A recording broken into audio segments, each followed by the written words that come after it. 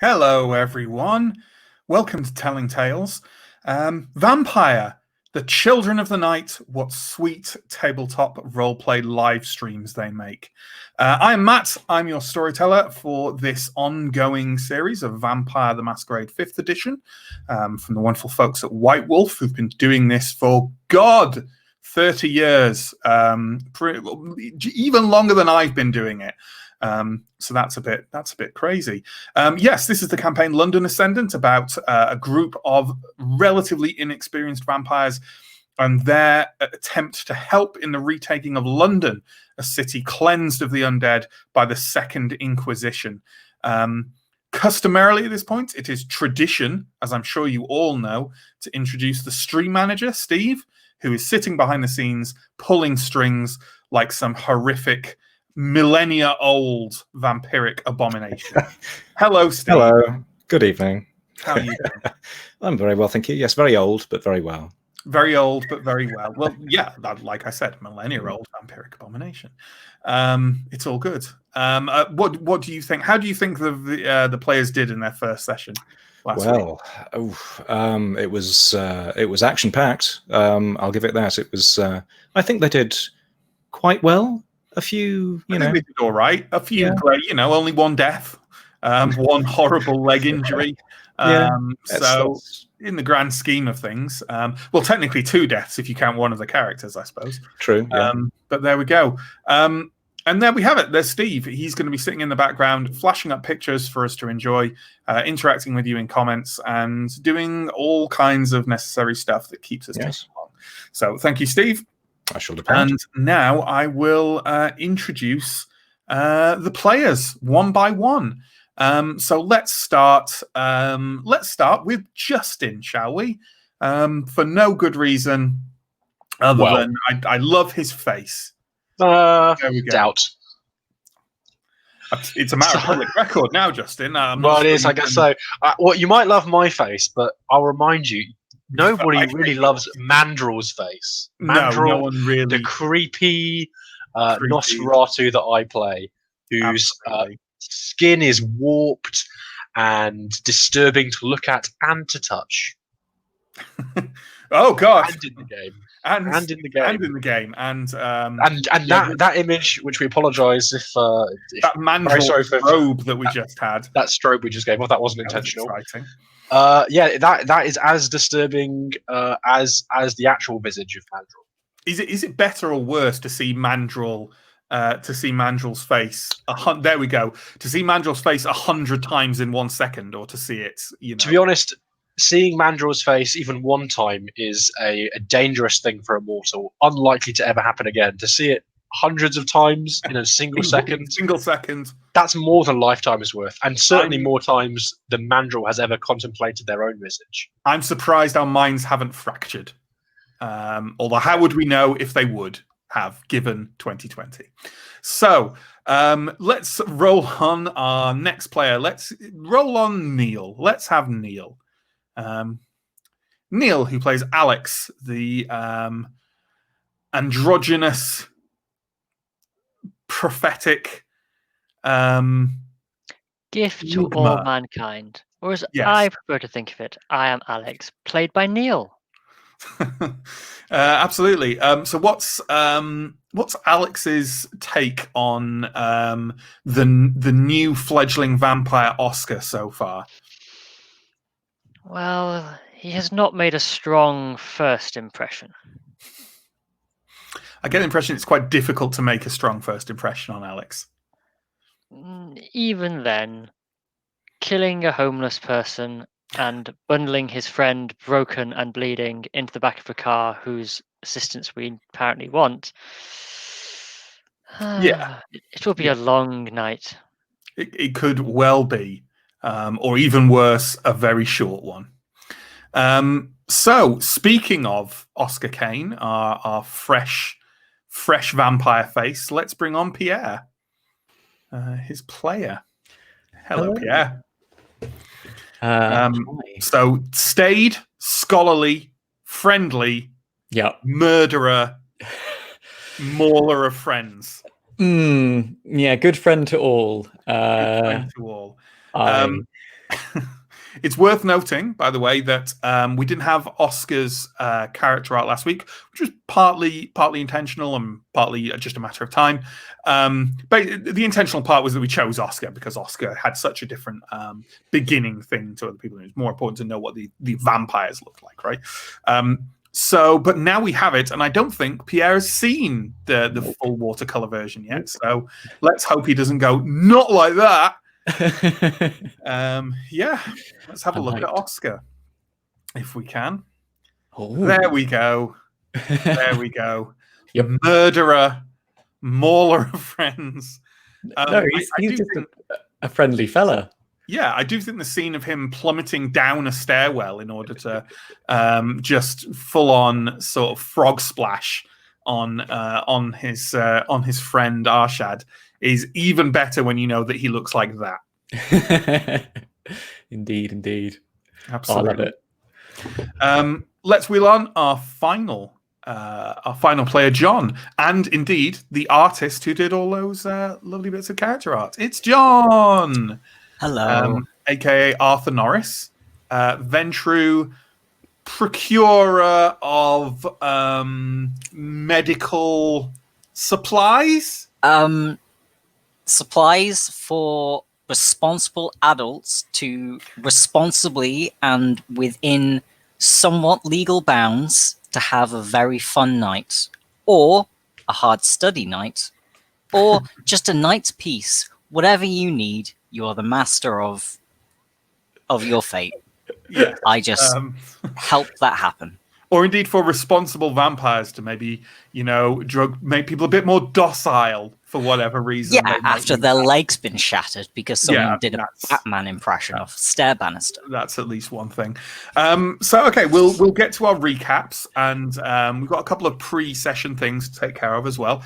But before we do that, it's worth mentioning, because this is the first stream we've done since it happened last Wednesday after our Simbroom stream. We made Twitch affiliate. Hey, Woo! Isn't that exciting? Woo! What? Amazing. Yeah, which was great. It's only taken us 8 weeks to do it, which is very flattering. So thank you to everyone who's watched our stuff, either here or the VODs on YouTube, or supported us in any way. That's good stuff. If you want to sling us some subscriptions, feel free to do that. I believe we can also get something called bits, which the young people have told me is some kind of donatory practice. It's all good fun. So that's exciting. If you want any of our social media links, they're all down below in the description, as is our Patreon, if you want to support us that way. And our YouTube is down there as well, where all our VODs go. So that's all the... Steve says there are also channel points, which he believes are functionally useless. Are those basically like weird... is that gamer score for Twitch?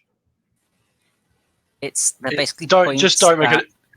No, Matt's making a fool of himself. Viewers can use to kind of unlock some benefits of being a subscriber. Okay, but just like a small taste of it. Yeah, they're freebie points you get just for being a loyal watcher. I'm an old man. Just you leave it for us. We'll sort it out. We'll hold your hand through it. It's fine. Look, I'm an old man. I don't watch that much Twitch, and when I have done it, I've never subscribed to anyone or anything like that. I've only just watched it like I'd watch Dude, don't admit that. Don't admit it, right? But this is so. What I'm saying is that every day after we've made affiliate, someone's gone, but what about this? And I'm like, I have no idea what that is. So but luckily, I am not alone on this channel, and there are people around me like these wonderful people. Matt, I don't know where to point. Please. What Matt means to say is that he's scared and alone in this digital world, and he is this sage GM who needs to be handheld through it. Yeah. And despite that, you should still support him because of his good storytelling, even if he is a digital. Not even a digital nomad. He's a digital bus traveler. He's got a 1 week's bus pass on the digital highway. Yeah, and I'm like an old wizard left adrift in time in the modern world. Yeah, all of these are going to be clips. And it's like you could point and laugh at him, or you could show him where Starbucks is. Mm. I don't know why I said Starbucks. I don't even go to Starbucks. I don't understand Starbucks. What is... No, I understand Should Starbucks. we get on with the role play? Let's go on with the role play. So, I thought this is what this was. first off, let's have a recap of what happened. So, we picked up in media res, as the kids say, and also the Romans. And we were present at the embrace of a new vampire, of Oscar Kane, somewhat mild-mannered, but maybe slightly manipulative antiquarian and bookstore owner who'd come into possession of knowledge he perhaps should not have regarding the existence of vampires and the existence of vampire hunters in his city of London. He managed to get in touch with a former acquaintance, but mainly customer, called Sarah Cobbler, who it turns out is a vampire and was perfectly willing to come to London and make him into a vampire in exchange for his contact in this group of vampire hunters, who is an old friend of Oscar's, who's not a vampire hunter himself, but is certainly seems to be acquainted with them and is involved in procuring relics and books for them, which is where Oscar came in. So they made him a vampire. They being Sarah and Sarah's companions, Arthur, Mandrel, and Alex. And then Sarah left because it became very clear very quickly that she wanted nothing to do with this, really, and had not been told to go on the rest of the evening's mission with you, so was bugging out completely. After that happened, there were some initial, shall we say, speed bumps in Oscar's becoming a vampire. He was very hungry, and you guided him to a homeless man who he drank from a bit too much. He didn't intend to, but he did drink a bit too much from him. And the poor man had a heart attack and died. Yep. So that happened. Wah, wah. I would just like to point out that legally you can't prove that he wasn't going to have a heart attack anyway. Absolutely. Yeah, Like for when the case happens of should we prosecute this vampire for drinking this man to death, yeah, there is a solid legal defense for that. Yep. So after this, Oscar was encouraged to make contact with his friend Arshad Qureshi, and did so or attempted to do so on a public phone rather than his mobile phone, which Alex had confiscated and destroyed for reasons everyone who's read Vampire V5 knows, but which Oscar certainly doesn't know just yet. Getting no response, he went to Arshad's flat, ended up kind of bumping into him in whatever the opposite of a meet cute is outside his flat, and he seemed to immediately recognize that you were a vampire, or at least affiliated with vampires, and fled. And your solution to catching him, because you can't run as fast as Arshad, he's in quite a bit better shape than you, was to fling yourself over the banister of a large set of stairs and slam down on him from above. I mean, it wasn't necessarily a plan, more of a was it a bestial failure? Yeah, it was a bestial failure, wasn't it? So that was a laugh. So you dragged Arshad with the horribly damaged leg into the car that is being rented by Arthur. Yep. Arthur. And tried to pump him from information. You told him that he'd fallen down some stairs and you were taking him to hospital. Arthur supplied him with medicine, a large amount of OxyContin, and in his subsequent state, he informed you that he had a meeting with someone important the following night, a meeting with someone he referred to as Isidore Gassang, and he said that he found it puzzling that he does, because he is, in his words, an older guy, but he hangs out frequently at a club in Camden called the Abbey. And I think that's where we left it. Yep. Good Lord, that was a comprehensive recap. And before we actually get going, we have a thing to do called a remorse check. So, whenever anyone suffers any stains to their humanity, i.e., they've committed atrocious sins against man and God, they need to make a remorse check to see what happens with those stains. Oscar has a slightly higher humanity than everyone else, and he got 2 stains in the last session. 1 for accidentally killing the homeless man, and 1 for making the decision to become a vampire in the first place. So now you have to make... no one else got any stains, did they? I don't think anyone else did anything horribly reprehensible. Everyone else is good. Everyone else is good. Good's a strong word. We all know how to be vampires. Yeah. So these are meant to be at the end of every session, but we felt that they're kind of more impactful after a recap, right? At the beginning of the following session, because they can inform your role-playing a bit more as you go on, kind of keep it in mind. So in order to roll your remorse, Pierre, you need to roll a dice pool equal to all unmarked dots on your humanity tracker to a minimum of 1. So for you, that means 1, because you have no gap, right? It's just 8 humanity and then 2 stains flush. So one dice. Roll a die and let me know if you succeed or fail. It's a 6 to succeed, as it is with every other roll.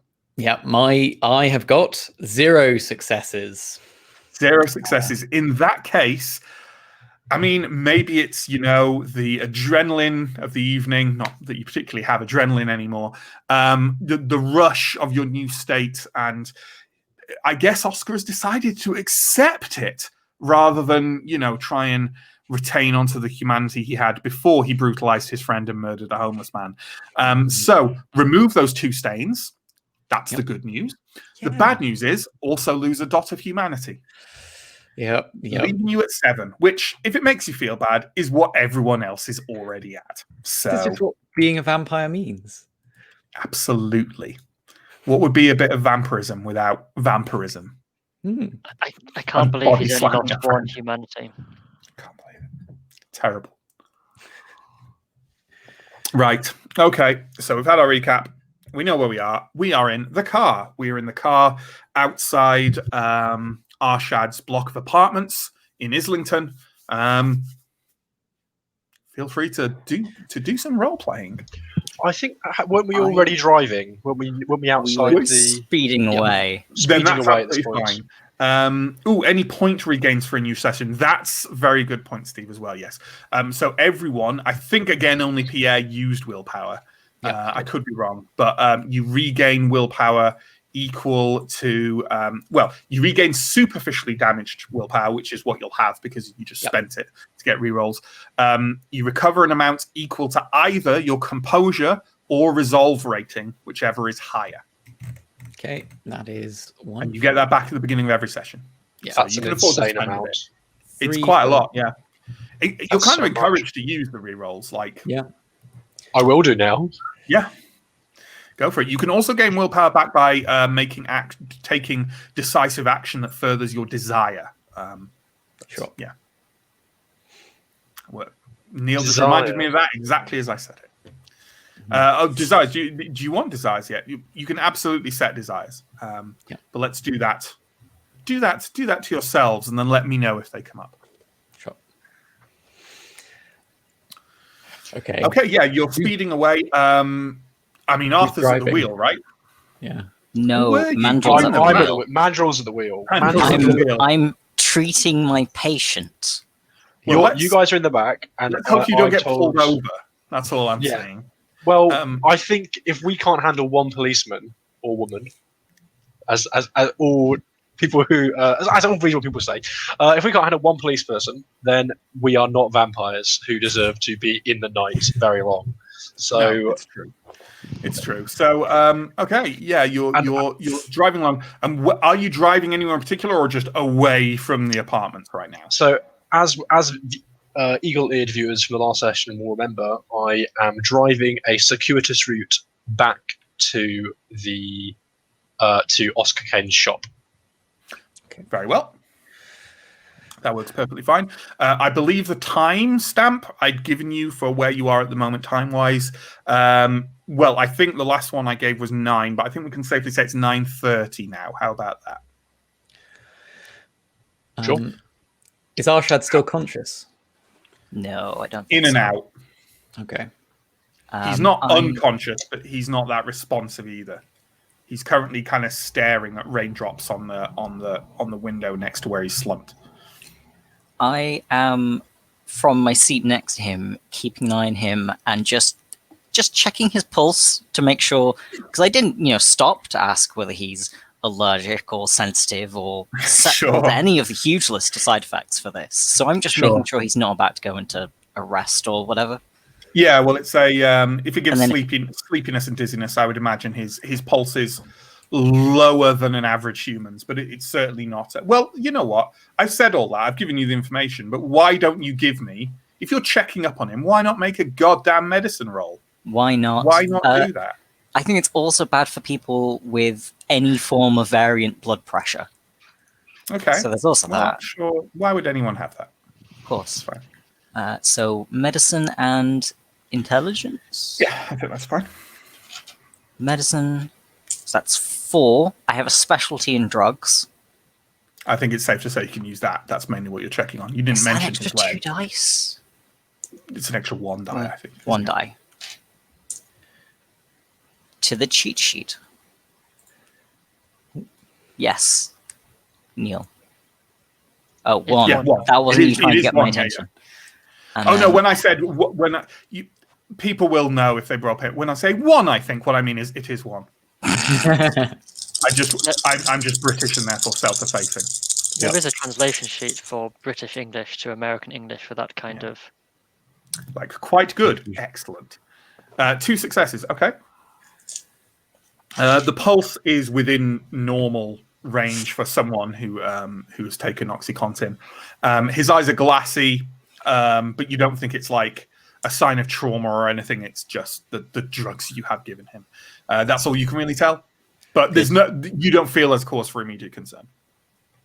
I'm also going to be keeping a bit of an eye on Oscar and making sure he's not about to turn around and bite someone.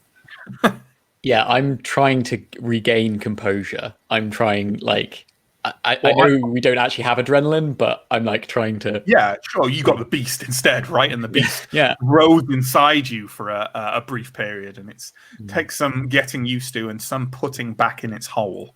Mm-hmm. I think Mandrill will be chatting as she's driving to Oscar. What happened back there? Looks like you had a bit of an accident. Yeah, I mean, it was meant to. How do you feel about that? I mean, I'll be honest, I'm not feeling the best. I sort of look to Arshad to check if he's actually able to hear what if he seems to be registering what I'm saying, because I don't want to break the ruse that we've got that we're sending him to the hospital. Does this happen to everyone? Do people? Yes. Yeah. Yes. This is. I just lost control. Well, that can happen too. You have to be a little careful sometimes. Sometimes it pays to remember that you've got a long unlife ahead of you, and there's no need to go rushing into everything. Yeah. I mean, sure. Where are we going? We're going back home, back to where you died. Sorry, I just love that phrasing. Right. Okay. Look, I'll be honest. I've been kind of running on adrenaline. Yes, blood. Pretty much. Blood. Yeah. Okay. Blood since I first died, as you put it. Every time any of you say the words that you have died, I will lean over to our good friend, catch his gaze, and say, "Forget," just to make sure. Oh, goodness. Okay. Every time. Are you actively using Dominate? Each time. Is there any? As long as he is not suspecting and resisting, there is no roll. Wow, that's a big leap from V2, right? Only for mortals. For mortals, right? Yeah. Does he build up any resistance over time, or the reverse? I don't believe so. I think they do for compel and the like, but not for just little snippets. I go. Hold on. What are you doing, Alex? What you said? Forget. I will lean over to him again and say, "Forget," and then I'll turn back to Oscar. "There are some matters that we should not discuss in front of company. Our poor friend is injured. We should make sure he is rested well before we have any further conversations on this matter." Yeah, There's going to be so much you're going to have to make him forget tonight, Alex. Is it even worth starting now? I mean, if there's going to be anything left of him inside that head at the end of the evening, I'll be very surprised. The best time to plant a tree was yesterday, and the second best time is now. okay. I whisper to Alex. Okay, so I will lean forwards. yeah. So wait, this. I mean, I know I injured this guy pretty badly, but like, Yes, you did. he's still someone I regard as a friend. He's not involved in this. He's gonna make it out of this, right? You should always protect your people. And Alex gives a very definite look at the carnage that has been left for the poor man. Yeah, I agree. So you guys aren't gonna, you're not gonna mess with him or anything. I am sure he has suffered quite enough for one evening. Okay, I am not at all reassured, but I kind of lean back in my chair and I'm like, oh, okay. If you look visibly unreassured by this, Alex will follow up by saying, "I am sure he can provide more sightseeing information every night. There is no need for him to suffer anything more. Yeah. He seems like he would be a wonderful person to know in London. Why, we have just returned to see our good friend, you, Oscar. More friends are always good." Mandrill knows full well that there's no chance that she will be able to maintain a regular relationship with this mortal or any mortal, and so it's kind of like scoffing to herself as she's driving. And at that point, I think it's safe to say it's probably about just under an hour has passed, because obviously it's last time I did give those as driving distances. See, here I've got written down between the different sites tube distances, which are presumably shorter because obviously London traffic. But let's run with the ones I have noted down here. So it's about 10 o'clock now, and you have returned to the Hunter's Watch, which is Oscar's shop of antiques and old books. As we pull up, I'm going to say to Alex and Mandrill, would you mind getting our guest settled inside? I need to talk to Oscar.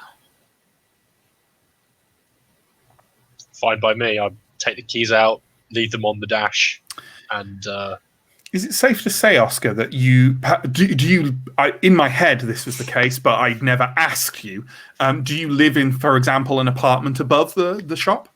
Yeah, that was this is your house and your shop. Yes. Yeah. I thought that might be the case. Okay. I'm going to assume if Alex and Mandrill are taking Arshad in, are you intending to take him into the apartment or just into the shop? Before Alex goes anywhere, he'll say they will say, "Any conversation should be brief, as we know there are cameras about." But will then assist with the body. One of those to is the back. fake, Yes. by the way. I put it up there. It's not.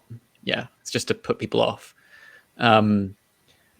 And then I should clarify, by the way, that there was, I can't remember who made it, but someone did make a roll to try and see cameras last session, and they failed. So just for, I don't know how much people want to take from that. Okay. We'll take him to the back room. When Oscar gets here, he can show us where to go from there. Okay, I hand you my house keys. Okay. Well, while Alex and Mandrel kind of heave Arshad out of the car, he's not a particularly heavy guy. He's he's quite tall but relatively slim, and kind of take him through the shop. So Arthur and Oscar, are you sat in the car, or are you kind of stood between the car and the shop? There are people on the street, but they are quite some way away, because kind of the Hunter's Watch is a little bit out of the way, like all the interesting stuff in Soho is further down there, not here where there's just some weird shops. I would direct Oscar to join me in the car. So it is a closed environment. It is just the two of us, and there is less chance of being overheard. Mm-hmm. Oscar. Yeah. Are you guys gonna tell me what the hell the plan is?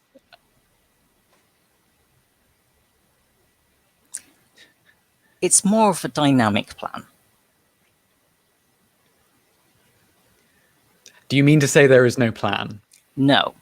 Okay. What I mean is, look, part of our task while we're here is to, not that I knew about this before, but to introduce you to the rest of your life. Now, normally, this is the responsibility of your sire, but she's left it on us. Yeah, I mean, I've been meaning to ask you about that. When you say us, you do mean you just mean the people I've met so far, but Sarah referred to other people. She referred to orders. Is there something bigger happening right now? There's always something bigger happening, Oscar. Okay, I'm not. That's kind of what I signed up for. But when do you let me inside the fold so that I get to know about that? These things have to be done gradually. They can be overwhelming. And to be honest, Oscar, considering your conduct earlier this evening, I'm not sure you're ready for the big picture. Okay, I can see some of the wisdom in that, but still, keeping me in the dark is not going to help us. I can help a lot more if I know what we're doing. What I know, and that is why I want to talk to you. Okay? Okay. I feel like this whole evening we've been pushing you without really directing and instructing. And if you're going to be a valuable part of the bigger picture, you need to know how to conduct yourself. I mean, first thing to remember, don't do anything crazy. Sure. We are a quiet people. We do not jump off banisters on top of passers-by. We do not cause screaming. We do not raise alarm. We do not draw attention to ourselves. Because if we do, we don't last long. Yes, it's not ideal, but you will admit I did get the job done. You don't know what damage you may have caused in doing it, though. Yeah, but this is all the more reason to tell me. Like, what? Why do we have to? Can I jump in and say that there's definitely no kind of qualification of behavior for you immediately telling him about the masquerade, because it's like the first thing a vampire needs to know urgently. Yeah, that's what I'm. No, I know it. Yeah. Sure. Yeah. So, I mean, we're more powerful than the humans. Why don't we just seize control, right?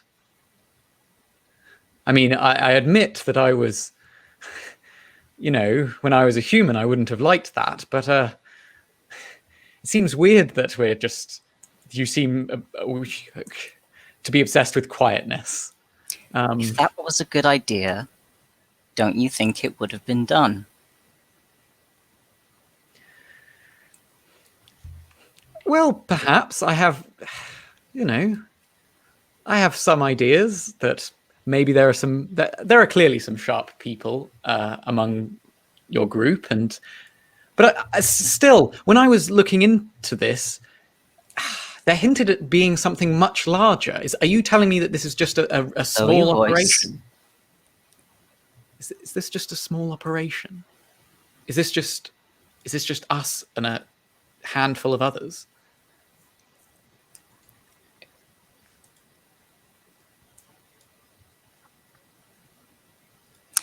That's a very complicated question. We should probably head inside. Fine. I guess I'll take it on faith then. Sometimes that's all you can do. You want to head inside, and we can bring the other two back in now, and go to the back room. And what has been done with Arshad? I swear to God, Alex, I'm gonna smash into things. He's gonna see me. You can't keep telling him to forget. I could just leave him here if you like. I do not know why anyone would wish to forget you, Mandrill. Shall we place him on this comfortable-looking chair? Okay. I'll just be... John and, Oscar and Arthur walk in at this point. Do you have anywhere better for our guest to reside? He may be here for some time. Well, I mean, there's the back room where we were, but perhaps that's not the best right now. I think back to the blood. I mean, then there's my house upstairs. You go in through a separate entrance, but yeah, we can take him up there. Has he been there before? No, I tend to try and keep this sort of thing professional. We did know each other Not to worry. at university, but it is better than here for now. Sure. Not open to the public either. I double check the open sign and make sure it's set to closed. At 10 o'clock at night. Yeah, well, I mean, it's kind of permanently closed at this point. So Arshad is on the chair. He's kind of fitfully dozing in and out now. I guess the question here is, what are you going to do with him? I will give Manuel a look, as if, and then look up, presuming that the rest of the house is upstairs. Shall we? I think that Mandrill almost snarls, picks up Arshad and carries him in her arms. Lead on. Just out of interest, what is your strength plus athletics? 6. Plus potence is 8. That's fine. Okay. I was just checking. Just checking. Yeah, no, it's Whether okay. You could just check someone up and just carry it. Anytime you like. You can just check these things. Sure. Okay, you head up the stairs. Up there is a fairly well-appointed but not huge apartment, full of, again, kind of odd books and relics. And although, feel free to interrupt me, Pierre, if I'm not describing Oscar's apartment all that well. Down to a T. And presumably there's a bed or two in there that Arshad could be thrown into. I go out of earshot. Look, given that the last time he woke up, he had the biggest inclination is to run away. Would it not be sensible for us to tie him down or something? We do not know how long we will be. Let us make him comfortable, leave a note, and then we can all speak together about the next course of action for him. Okay. I defer to your judgment. I think I can lock this area away, like off from the rest. So yeah. Let's say he's in like a spare bedroom and you have a key for the door. Yeah. I do that. Oh wait, no, I get the keys off of Mandrill and then I do that. Sure. Yeah. Roll to take keys from Mandrill. No. So you can try. Please can I have my keys? You very strong. And Nosferatu doesn't part with secrets easily, or keys. Sure. So, so you have secured Arshad up in Oscar's spare bedroom. What is now happening? Okay, I need some damn answers. So one of you is going to tell me what the hell is going on. Is this, sorry to interrupt, as I've been egging on this kind of thing for ages, but is this conversation happening in that back room again, or is it happening perhaps in the living room of your apartment, crowded with bookshelves and... Seems like the appropriate place. Sure, yeah. Yeah. We are in London. We were looking for you. Now we are looking for someone else. In the long run, hopefully, we will settle down in London, and we will avert all the terrible things which await us, which await all of us. For now, we must decide about your friend. For anything else, you know him best. What will happen when he wakes up? He already identified you as one of us once. I don't know if he identified me. He might have identified Arthur over here. Even that's concerning. Look, I would guess that he would do the same thing again. But I think that you're dodging the question.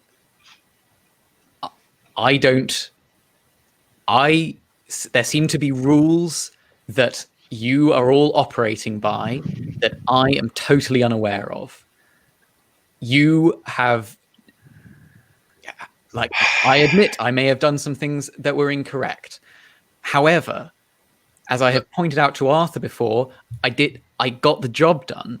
Now, you haven't told me the parameters within which I can behave to achieve the objective, which I don't even know. I don't even know what the objective is. His sire has left him. Look, the rules are very simple. Don't just go doing things that make it really obvious that you haven't got a pulse.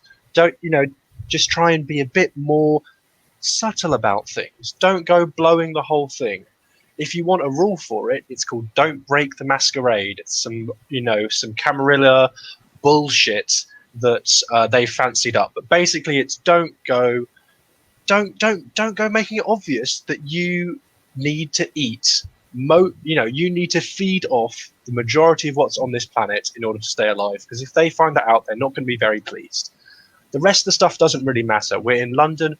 London actually doesn't have very many rules. It used to. terrible things happened here. It wasn't a good night, and now there basically aren't very many rules. If you go somewhere else, we can tell you about what to do there. But in London, we're kind of operating on our own. So just relax. Don't show anyone that you're, a vampire with fangs, and that's basically all you need to do. You, who the fuck are the Camarilla? They're just some really fancy. You'll really fit in with them, Oscar. They're really your kind of people. They're just some fancy, party going. We call them kindred. You call them vampires. It's, this and that, and basically they like throwing each other's parties and drinking blood and being all like classically vampire. You'll love it. It's great. They are Part us. of the Camarilla. Sure. I am We part are of the all Camarilla. Camarilla. Yes, The we Camarilla all are Camarilla. simply those of us who keep the secret, who behave, for the most part, as people. We are the ones who make it safe. So we set the rules, right? In a manner of speaking, you have met us, there are others. There are some older than us, and for them, there are some older than them, and for them, there are those older still. A vampire does not die, so to speak. It's They pretty can live simple, a long Oscar. time. Might makes right, and those who are powerful vampires, they get to decide the rules, and their rules are basically treat them with respect and don't go blowing the whole thing. Keep all the blood coming in, keep it all working cushy, and that's about it. Keep the blood coming in, as in, do we owe somebody tribute?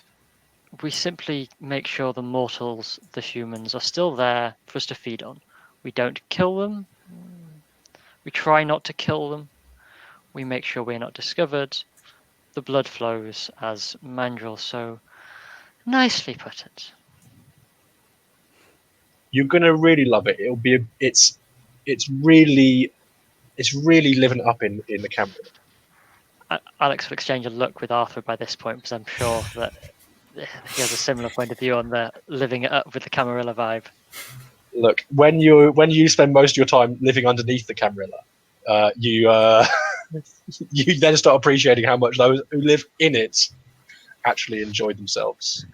But I thought you said that the old Alex. You said that the oldest Camarilla are the ones in charge. You seem to imply that, but Mandrill is somehow saying that she's the most disrespected.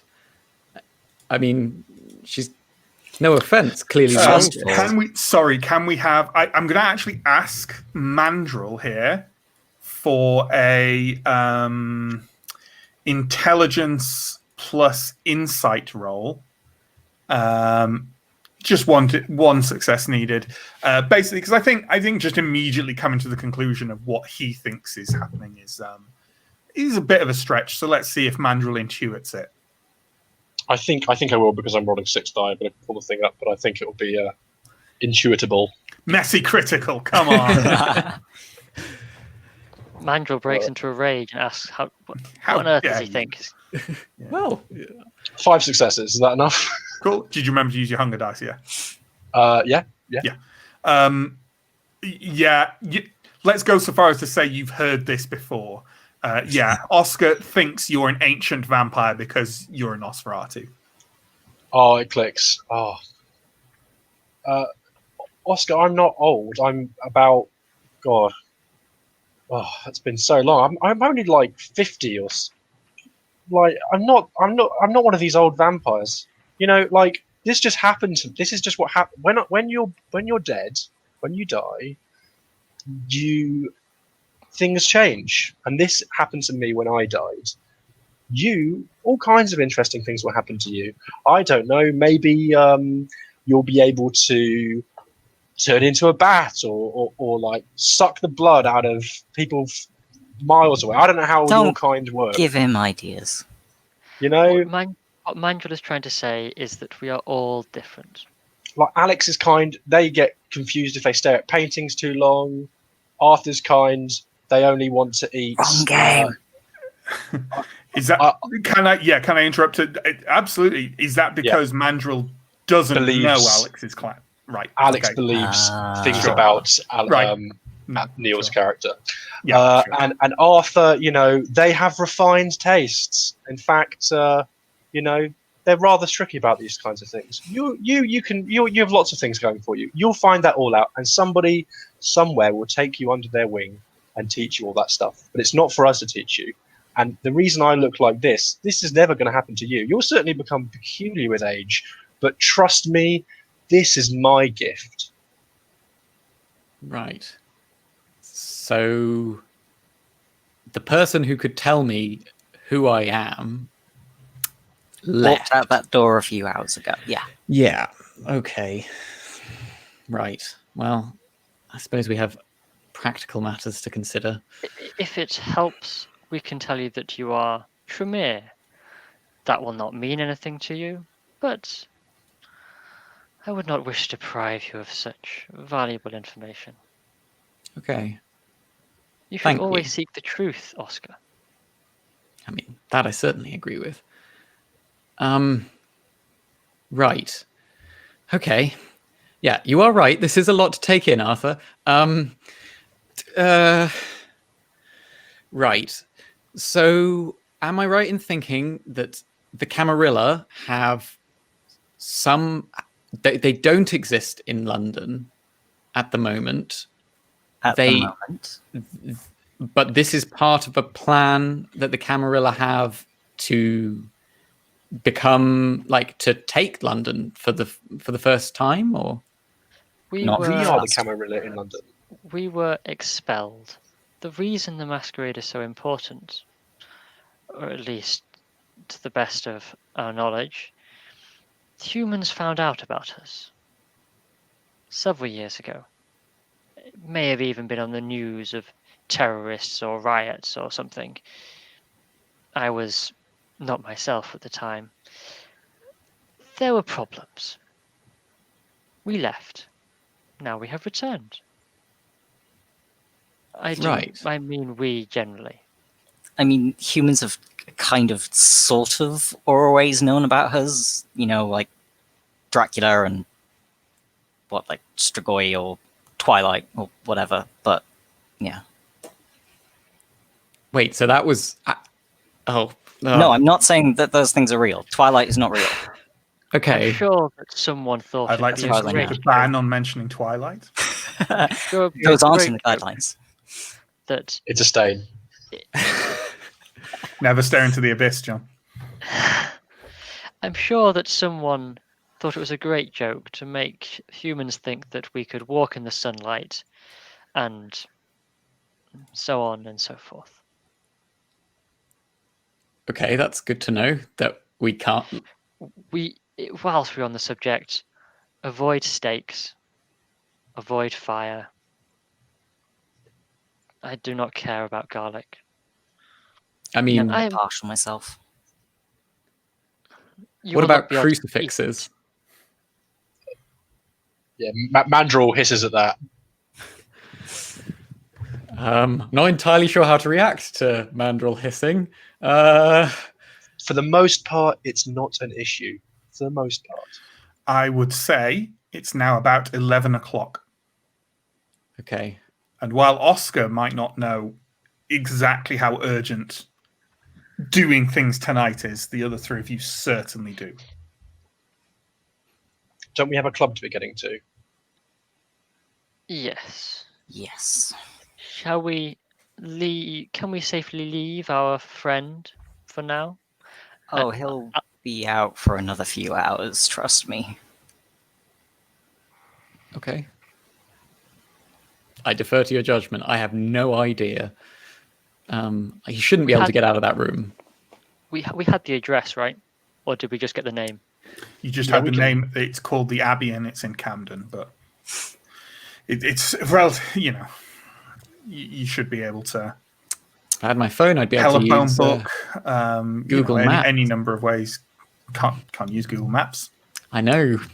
Can I ask. Mhm. Arthur used to go to LSE, which, from John checking on Google Maps, is actually not just around the corner, but not far from Camden. Is there any chance that I know the Abbey? Is that the London School of Economics? Yes. Okay. If it's near Camden, when did you go? 27 through to 2010. 27? 2007. Yeah, 207. Yeah, give me a intelligence plus streetwise roll. One success needed. Intelligence plus streetwise. Ooh. 3 successes. Okay. There used to be a club in Camden called Carfax Abbey. Maybe he's referring to that. You know where that is. You definitely know where Carfax Abbey is. Sure. It used to be a big Elysium spot. Yeah, it might have been Carfax Abbey. Okay. Anyone else who spent They may have a considerable renamed amount of time in London as a vampire will be fully aware of Carfax Abbey. It was part of Elysium, although also highly favoured by London's annex. Guessing not a big student bar then. Yeah. Oh. It's a goth club. Oh, yeah. So, yeah. Shall we be going? Okay. I would want to remind everyone, though,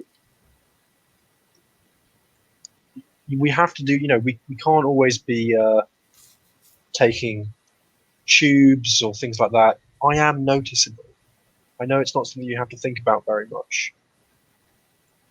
But I'm not going to insist we all, climb through the sewers, but if we can do something just to bear this in mind, that would be useful. Fortunately, we have a car. I mean, do you not have any sort of disguise? No, we don't have a full Hollywood VFX team. I'm pretty good at not being seen when I don't want to be. Okay. All right, Okay. let's go. Yeah, you heading down to the car, I assume? Mm-hmm. Okay. So you get in the car and presumably head off straight to Camden. It's about probably another probably like maybe a 40-minute drive or something like that. So you're starting to near midnight when you arrive. So yeah, who is driving now? Is Arthur driving now? He is the one who has rented this car, so it seems to make sense. Mm-hmm. You arrive in Camden. You kind of go to park up somewhere. Good luck. And get out. And are you going to wander to where Carfax Abbey, the place you knew as Carfax Abbey, was? Yeah, I think that's a good bet.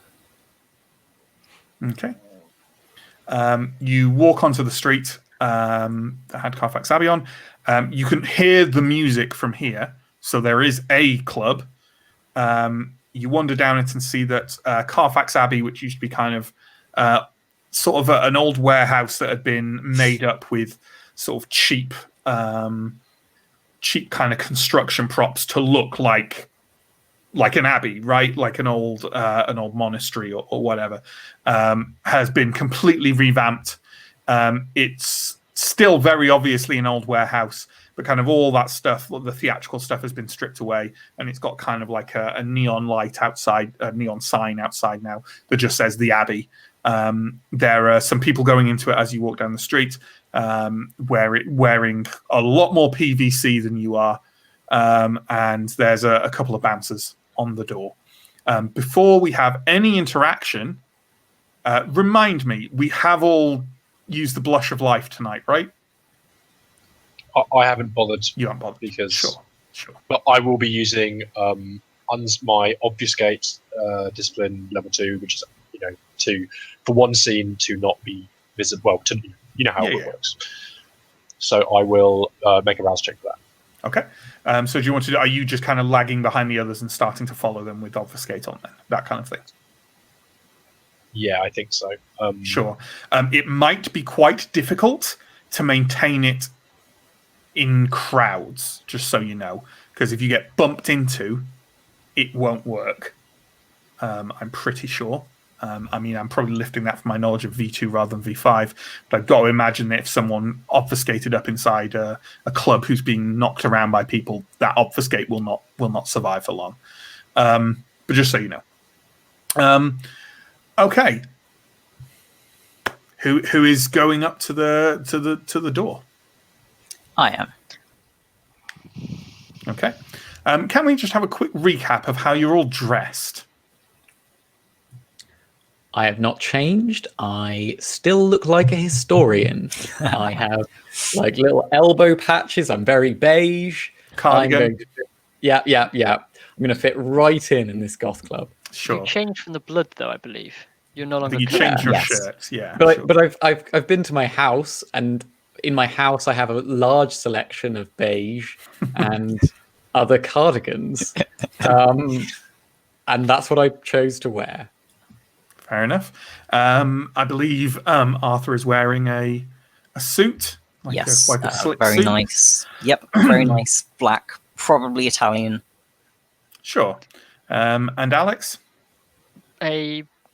Shockingly enough, blood red shirt, black jeans, and some black Converses. Fine. And Mandrel doesn't matter. So Arthur is walking up.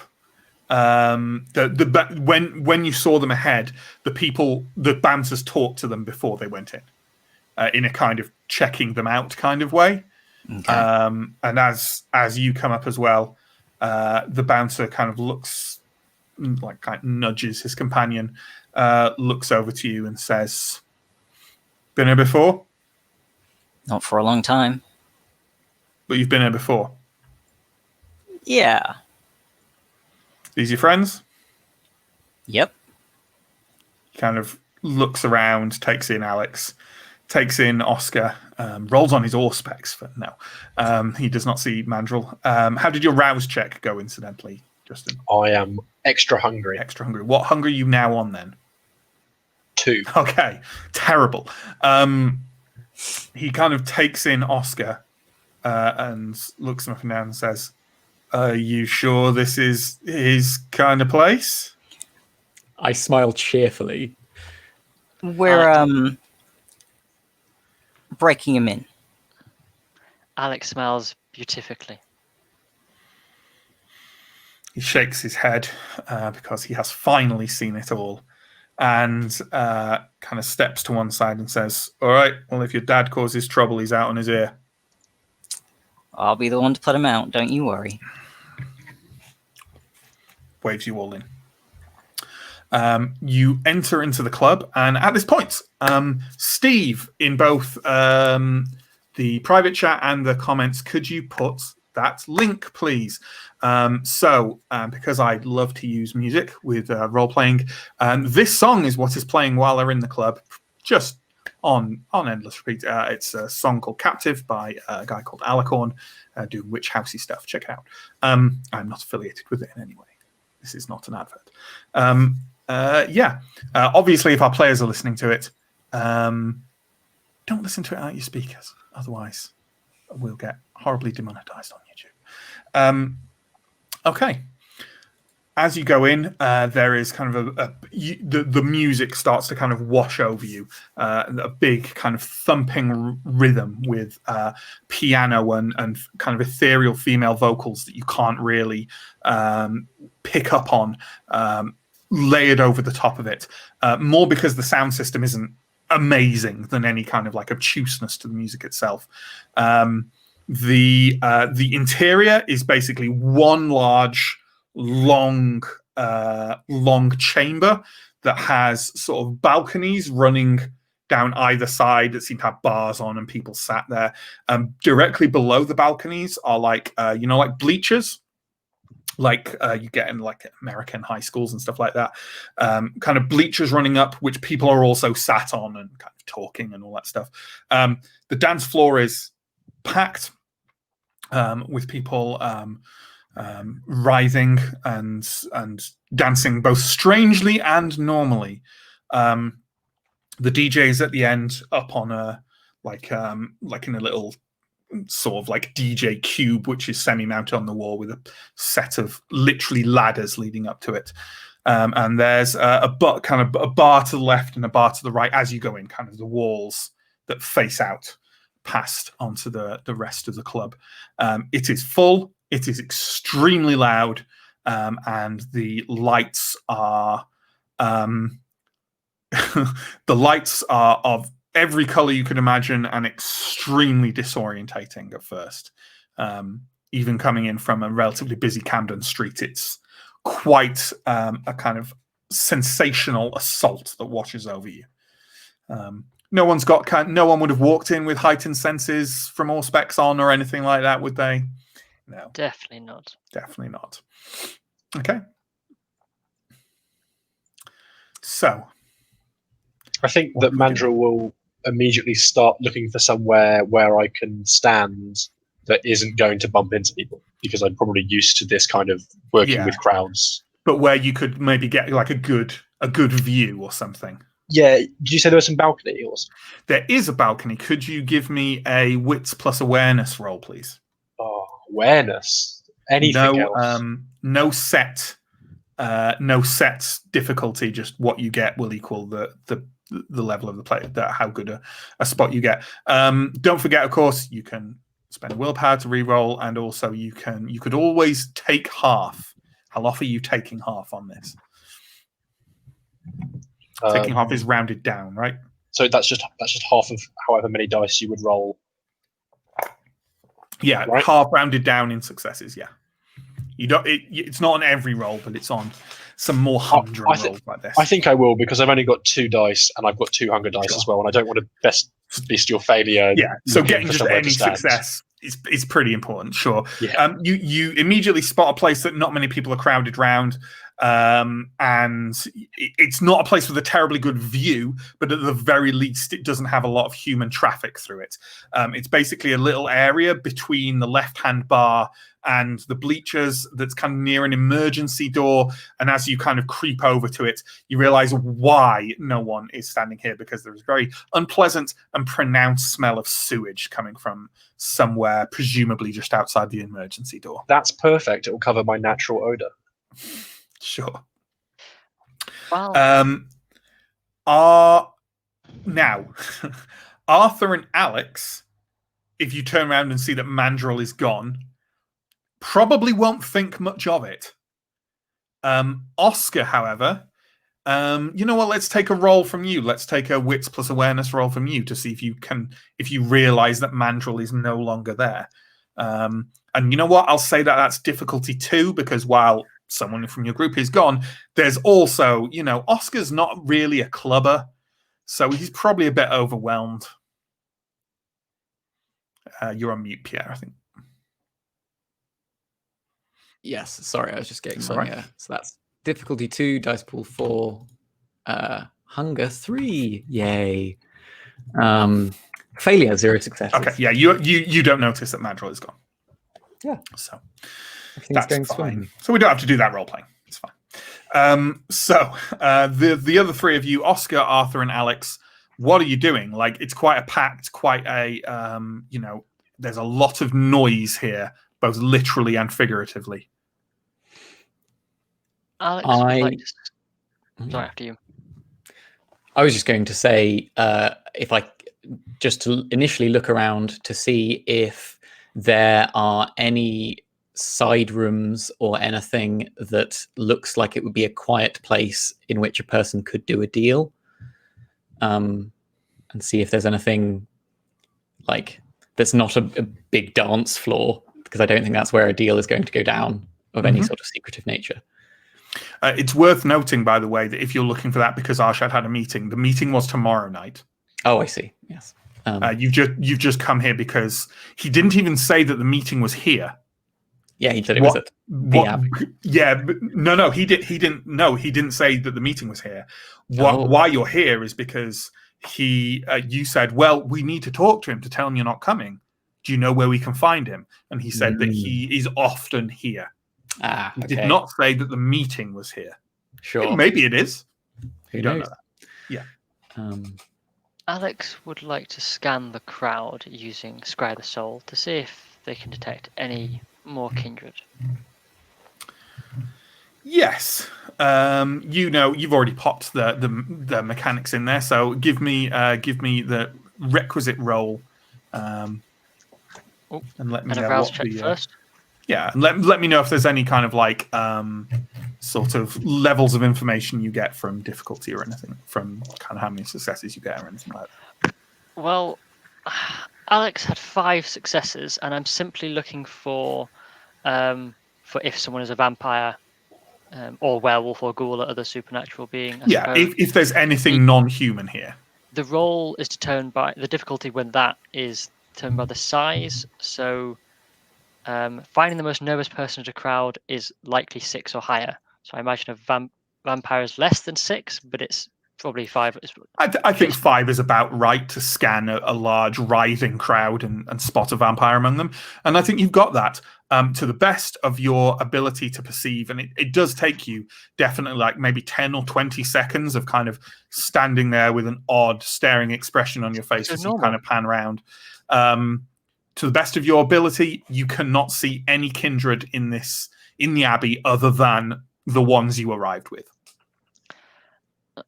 Alex will lean over, probably quite closely given the volume, to Arthur and Oscar and say, there are no others like us here. Okay. Would it be reasonable for Mandrill to do a similar thing with Sense the Beast, whatever the telemetry is that, which works in a similar way, but with a resolve plus animalism check? Yeah. Is it literally the same thing, just kind of vampire radar? It's a similar kind of thing. I can vampire, werewolf, and I can also detect if anyone is actively about to do something hostile or is intending. Yeah. So I could any predators of any kind would jump out at me. I think it's only a single target, though. I'm not sure. It says that it can be used passively as like kind of like in the area around you. I don't know. I don't think it explicitly says. Yeah, this is kind of your spidey sense, right? Yeah.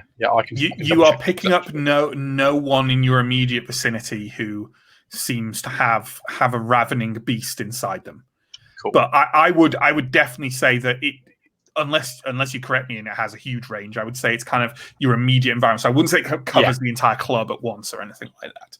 But no one who might immediately mean you harm or who is a predator is immediately near you. No. You didn't have to roll for that, did you? I did. I got 3 successes. Lucky I gave you the information then. Yeah. No, I got 3 successes. No, yeah. You don't pick up on anything. Okay. I'm going to probably not go like walk around the dance floor and the bleachers and the dark shady areas. The only description I have of Isidore is that he's an older guy and presumably doesn't look like Oscar. Yeah, Arshad seemed to find it odd that he comes here, and he referred to him as an older guy. So maybe someone who sticks out a bit. Yeah, I'm gonna patrol, I guess, wander around the place. Can you give me trying not to look out of place myself? But you know what? I think there's multiple ways you could approach this. So, do you want to give me a roll of wits and your choice of awareness, speaks for itself, insight, or streetwise? I think any of those could be a way in which you could scan this. Yes, Neill. Do we know what you're doing, or are you just looking? As in, are you going around to mingle, or are you staying where you are at the moment? I was going to start walking around. At that point, Alex would lay a gentle hand on you and say, "We should either stay together or at least have a clear idea." Sorry to naysay you, but I would judge that this is being done at the same time as you're using Scry the Soul. Fine. As you're all kind of acting together, if you see what I mean. So Yeah. Oh. having I fun dropped there. dice, and it was going to make loud noise, but it didn't. Right. I am going with Streetwise. Mhm. And I don't know if it's applicable. I have specialization for white collar. No, because No, you're I don't actually think so. looking at how people are reacting, not, the out of place person. Although many gods are white collar in the real world, not so much in the world of darkness. 2 successes. Okay. Yes. Do you want to use willpower or anything for rerolls, or remember you get back like 2 or 3 or 4 or whatever every session? So Yeah, I'm gonna use willpower. Make a note turn it into a messy and roll critical. up to 3, right? Up to 3 non-hunger dice. Yes. No extra successes. Okay, that's fine. You don't immediately find anyone, but you do note that where there are basically there's a lot of very kind of happy, chatty people up on the balconies. Obviously, the dance floor is full of people dancing. Most of the people who are like they're sort of on their own, or who are obviously just lost in their own world, or kind of maybe just a couple of people talking, like more modest groups of people, seem to be sat on the bleachers. So maybe a more thorough examination of them might be called for. If you've done a patrol, do you want at this point to return to? Yeah, I'm doing like a circle. Return to the group. Yeah, sure. Inexplicably, the still same song is playing. I don't have another song for you. It's fine. They've just got like a 10-hour version of it. Yeah, it's the 20-minute remix. Yeah. Well, Mandrill isn't very good at spotting things, so I'm still kind of just lurking at the side. The only chance I'm going to find this guy is if he walks right in front of me. I'm going to, not really knowing what to do, I think I'm going to start bobbing my head and like dad dancing my way into the middle of the crowd. You're just starting to wander into the dance floor, sure. Yep, yeah. I'm doing some investigation, but I don't think it's very effective. Sure.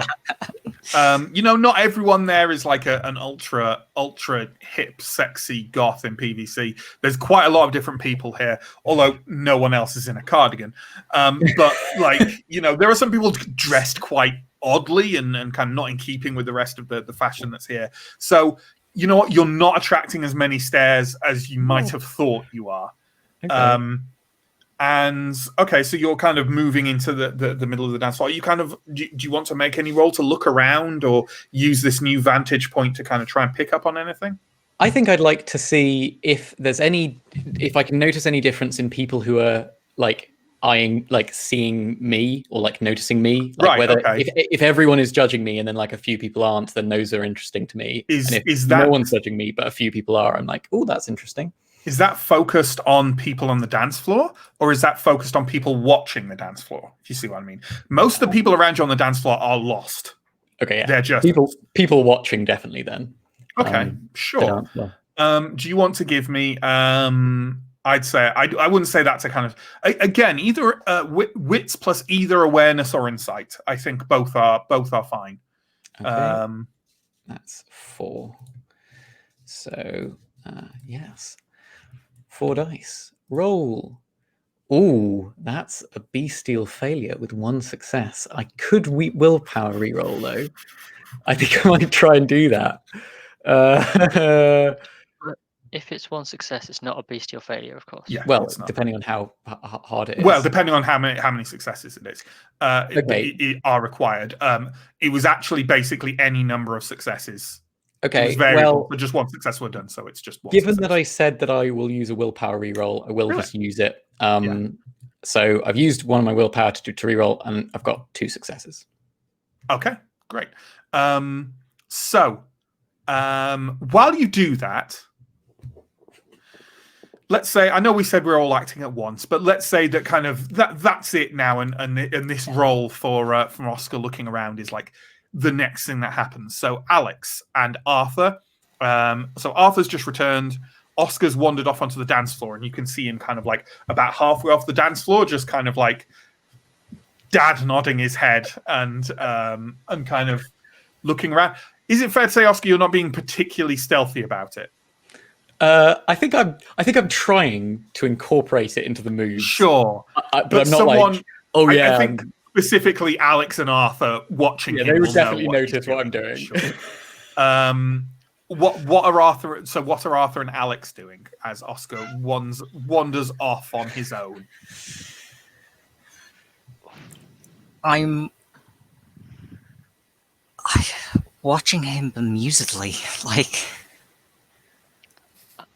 Alex will lean over to you slightly and say, I take it you found nothing either? No. I doubt whoever we're looking for is going to be on the dance floor. If they're sticking to themselves, they'll probably be on the bleachers. Oscar seems to be looking at someone on the bleachers. Kind of. What's he doing? You can't see the person from here. You'd have to be over near where Oscar is. There's various people stood in the way. Is there a bar near? I try to make eye contact with our people. Sure. Like meaningful eye contact. Yeah. Alex, you were saying? Is there a bar near where the bleachers are, or is it quite far No, away? the bars are back near the entrance, so they're a fair distance from the bar. And there's bars on the balconies as well. Maybe he has been more successful than we have been. And Alex will say that with far more confusion than I can possibly get into my voice. Sure. It's fair to say, Mandrill, by the way, that this spot you're in is probably... It's close enough to see them but not hear them. Does that make sense? Sure, yeah. But you think I can see them? You can see them, yeah. Yeah. And also, given that I have not very much else to do, looking at this emergency exit that I'm next to, is it locked?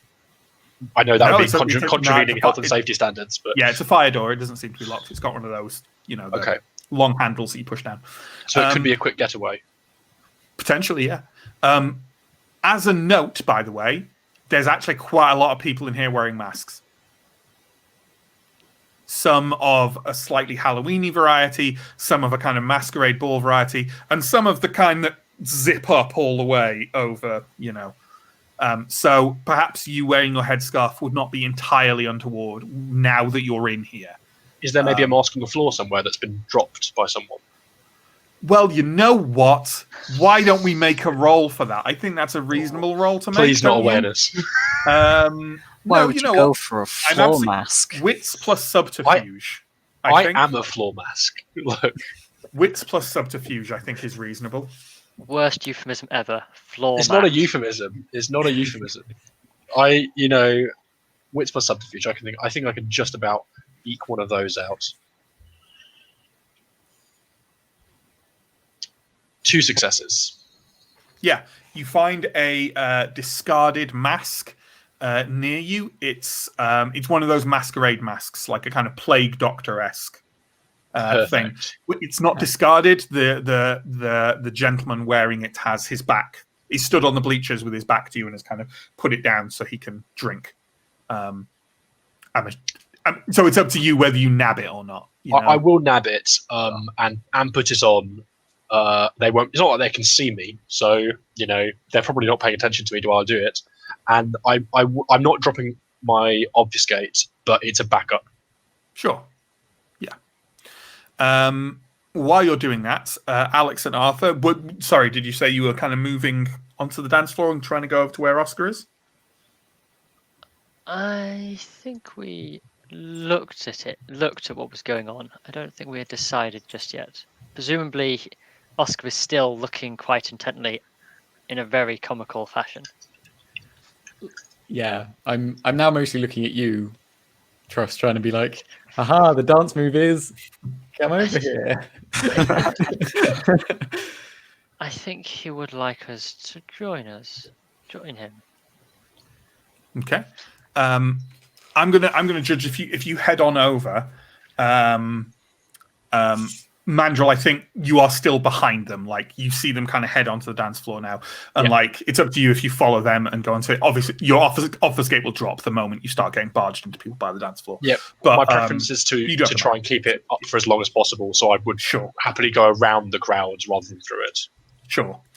Okay, so the two of you, Alex and Arthur, are kind of trying to shuffle through the crowd to get closer to where Oscar is. As you do so, I'm going to assume that once you're close enough to Oscar that you can look over on the bleachers and see who he's looking at, that you also look over to check out what he's looking at. Yes, but not like... No, but, you have a look at least. Yeah. Sure. I think I try and, like...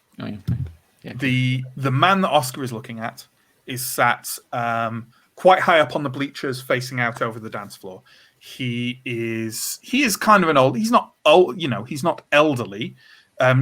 He's quite actually hard to place. You think he could be anything from 50 through to 65, maybe even older. He's clearly a man who's taken a great deal of care of himself because he's still quite. He's really quite large and well built. Kind of. He's wearing a very, very nice, very expensive suit. Although he's kind of taken the jacket off and has like lain it folded it up carefully down by the side of him. He, you can see kind of how muscular he is, just bulking out this suit. He's he's a white guy and he's got sort of grayish to white hair that looks like maybe it's gone that way a little prematurely. He's got a very trimmed, very precisely cut beard, and sort of hair that's kind of a crew cut, but not maybe in a military way, more kind of just very precise. He's got a haircut you could set your watch by. He's sat kind of facing out over the crowd with his eyes closed, and he's not so much nodding his head as rocking his body backwards and forwards. Not to the beat, but there's something he's clearly feeling quite emotionally. As you maybe get a couple of steps closer to Oscar, Alex, everything fades away slightly, and around you are writhing dark forms. And up ahead of you is the figure of a man with light slowly starting to bleed out from the edges around him. You start to feel a little bit warm again. Alex isn't really in a state to see this right now, but Oscar and Arthur, you see him stop and his eyes flick open. He starts peering around him curiously, and at that moment, you can see barging her way through the bleachers is quite a woman of Latino or Mediterranean stock, who's sort of got a very tight long hair tied in a tight bun at her back. She's wearing shades and has a very kind of functional combat trousers and black shirt. And she's literally barging her way through the speakers. She seems to be heading for the man Oscar's looking at. So this is raised up above us, so we can't get there very quickly. You'd have to fight your way through the crowd quickly and then up the bleachers, which have quite a few people on. Okay. She is about 10 feet away from him. She will arrive at him very quickly. He kind of looks over to her as she comes and kind of tilts his head in a quizzical, in a quizzical gesture, but does for sure seem you get the sense he recognizes her. Okay. Okay. If I start moving towards them, do I risk losing sight of them? No, not at all. You'd get better sight of them. This is good. I think I start backing away. I feel Okay, like. Are you backing like a few feet back to where kind of Arthur and Alex are? At least away from this like crowded area. I'm suddenly not feeling it anymore. Alex, while you're not entirely with it, are you having any visible or audible reaction?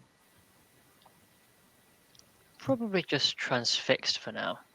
Sure. Amusingly, I was about to try to actively use premonition, so I won't be doing that anymore.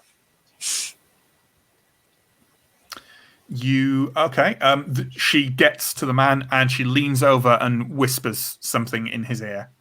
He frowns slightly and immediately starts scanning the crowd and then looks directly at Alex. Oh no. He picks up his jacket and stands up. The woman is now also kind of turns and starts scanning the crowd. How much were you paying attention to the woman? I'd say that Mandrel, are you now kind of on the edge of the crowd, kind of seeing what's happening unfold? I'm still probably quite a way back because I was very slowly making my way around. I think in my mind's eye, I'm still towards the bar. That's fine. And that's quite a way back. I think Alex is fixated on the man. I think Oscar probably also is quite fixated on him. So let's have Arthur make the roll. Arthur, could you make a wits plus awareness roll, please? Difficulty is 2, let's say. I only get 1. Okay. I'm going to spend willpower. Sure. Because I can. Ooh.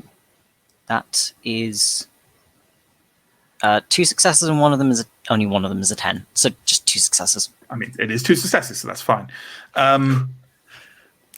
The woman is kind of moving now a little less forcefully, but definitely towards your group, and is moving people out of the way. She also, with one hand, because the other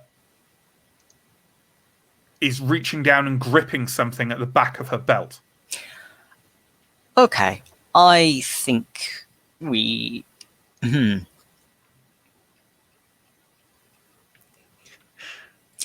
going to lightly touch Oscar's elbow and go, we should leave. Yeah, I'm already backing away. I'm now, like, something feels wrong. Alex? You're certainly not far gone enough to not react. We need to leave right now. Matt, how long does Scry the Soul take, do you think? If I was to try and get the aura of the man who, as far as I'm concerned, has just called forth some terrifying vision. Not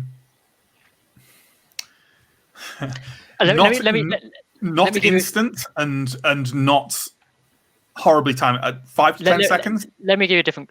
That Alex will be trying to scry the soul. Whether Alex is going to be pulled away desperately by one of one of their coterie members is a different matter. Sure, go for it. Make the roll. Can I see them getting quite? Yeah, that you can see your agitated. companions getting agitated and start to make their way back to you through the crowd. And I'm going to is the nearest exit the front exit or the fire escape that I was just at? Do you think? It's kind of toss up. Slightly closer is the front. Certainly to them is the front entrance. 2 successes. Okay. I would like to find out with my 2 successes if they're a vampire, werewolf, ghoul, or any other supernatural being, and what their emotional state is right now whilst they're glaring at me. Okay. You stare at them, and their auras definitely doesn't have the pale veneer that you'd expect from a kindred, and to a certain extent from a ghoul. You can't tell what their emotional state is, because as you start staring at it, the aura gets brighter and brighter, uncomfortably so, and you have to blink. You have to look away. You are feeling very uncomfortably warm now. Can you give me a frenzy roll? Joy. It's only light, only difficulty 2. Joy everlasting. So that is my. I can never remember the rules for frenzy in V5. I do have them here, I think. Yeah. It's a willpower roll. And you add your humanity divided by 3, rounded up to the dice pool. So you should have quite a few. So I should be able to roll 9. Wait, no, 9. That's the wrong way around, not 9. And yeah, it's just 2 difficulty, so it's not too bad. In the meantime, this is what we in the olden days, pre-V5, called rot Shrek, kids. Nice. But I don't think they use that term in V5 now. Which is a shame, because it's a really cool word. Did you say 2 successes? Mm-hmm. With 9 dice, I rolled 2 successes. Good. A 7 and a 6. Then you are in control. But something about that man is causing you to feel uncomfortably. Yeah. It is not a good feeling. You feel like it's that kind of urgent panic feel you get when the sun is about to come up. It's not good. And as he stands now, raised on a platform over the rising crowd. I mean, I could hammer it home more, obviously, but yeah, you get it. He is Jesus. I will immediately turn around and start slipping my way as fast as possible through the crowd. Sure. Without any regard for these 2 or 3. Sure. Are Arthur and Oscar doing similar? Just trying to make their way through the crowd as fast as possible? I turn to Arthur and I go, shit, where's Mandrill? She'll take care of herself. Trust me. Just go. Okay. And I follow. Okay. I'm not going to make people roll. Like, getting through a crowd is awkward, but it's not impossible. You can just kind of barge your way through. You emerge roughly at the same time. Maybe Alex a little bit ahead from the group. The closest exit is definitely the front exit. Okay. I am definitely heading for the front exit because apart from anything, witnesses are good in this case. I'm also not trying to go as fast as possible. I'm just, again, trying to get as many bodies between me and her as possible and winding my way through. Sure. Can I assume that Alex is making a similar guess to what Neill is making now, based on Occult 3? I mean, I am also guessing what you're guessing based on Occult 3. Of course. This is what makes it fun. Well, rather than have any kind of ambivalence on this, why don't you just give me an intelligence plus occult roll? Difficulty, I think difficulty 3 is about fine. And see how you do based on that. 4. Oh, wait, no. Right. Yeah. No. 7 with a messy critical. Oh, this is lovely. It's not a good noise. Right, I'm going to judge this. Obviously, I think we both know what your 3 success non-messy conclusion would have been. You know what Mandrill said about Jesus? I'm not saying that Alex thinks that was Jesus, but perhaps Alex is convinced that, as well as the conclusion you were going to come to of true faith, you think that is in fact, especially given your particular belief system, that was some kind of human, prophet / holy man who my equal on the other side, maybe. Yes. perhaps even a nemesis of some kind. Sauce. That was a great messy critical to roll, Neill. Would this be a good time to remind everyone that Mandrill has fears of any folkloric type things? You didn't observe any of this, really. Not right. So I just want to double check that there's not like everyone's not at the moment going around with loads of. No. Everyone hasn't just drawn a cross randomly. I don't. Yeah, I just wanted to double check that wasn't because we're in the Abbey. It's literally the man stood up and the woman came forward and was holding something at the back of her belt, maybe a weapon of some kind, and started moving towards you. That's all. That's all. I just want to double check all the stuff about light and heat and this holy thing. That is entirely what Alex is perceiving. No one else has perceived anything like that. Although this is a goth club, so there's probably a fair few crucifixes around anyway. True, sure. But none of them being held by true believers. No. Mine doesn't have to be held by a true believer. It's just if it's kind of thrust at me, then sure. No one is thrusting crosses at you. It's fine. Just like in real life, I don't really like it. Just like in real life, no one ever thrusts crosses at me. So, are we now all leaving through the front entrance? I assume. Yep. Yes. And Mandrill, I assume, is following. As long as it looks like I can do so without bumping into lots of people. If there's a rush on the front door, no, there's no rush. Like this. Oh, no one else has noticed. Everyone else is just fine. Then I follow them out. Yeah. As soon as Alex notices the rest of you, or well, at least another two of you there, they will speak without the normal airs. We need to go now. We're going. Get in the car now. Good plan. Immediately. I push Oscar out the door. Sure. Head straight to the car. You all tumble out of the Abbey. The bouncer kind of looks at you oddly and shakes his head. You were right about Dad. The car's about a 5-minute walk away, so I take it you're proceeding relatively fast. Yep. Okay. Just shy of running. You know what? I'm going to give this role to Mandrill because Mandrill has no idea why this is happening. So I think that Mandrill is being a bit more aware than everyone else and a bit less panicked than everyone else. So Mandrill, can you give me a role, please, of God, wits is just everything, isn't it? But you know what? It's not wits. I think it's resolve because it's kind of having the calmness and the awareness around you. So give me a role of either resolve plus awareness or resolve plus subterfuge. Oh, yes. Awareness or subterfuge. Incidentally, if anyone watching this is like, why does he keep giving them options of roles to do it? I really like doing that. And I think there's a lot of times you can make a role where multiple things could apply. And I feel like if you give people the choice, not only are you giving them options of things they might have more dice in, but also I feel like it can inform how they do it, which is more interesting. The difficulty, incidentally, is 3. Okay. Need to work out how to get this to go. I think I got a bestial failure, but I might be able to re-roll some of that. So, yeah, you can re-roll up to 3 non-hunger die by spending a willpower. Yeah, so I will do that. So I'm not quite sure how to do that in this app.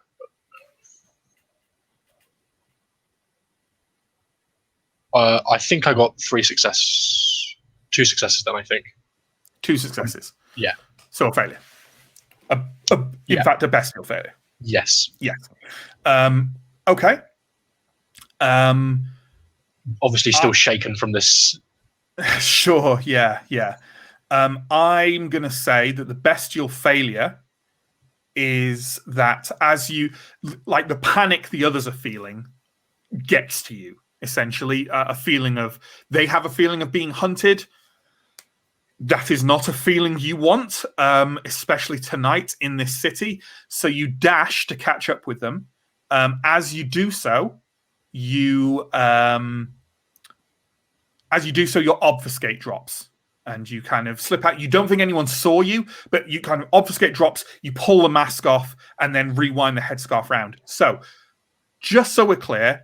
For the briefest amount of time, you were fully visible. Will that come into play? Who knows? Sure. Does that sound reasonable? Oh, man. Sure. In your beast was panicked and fleeing, right? So you weren't thinking.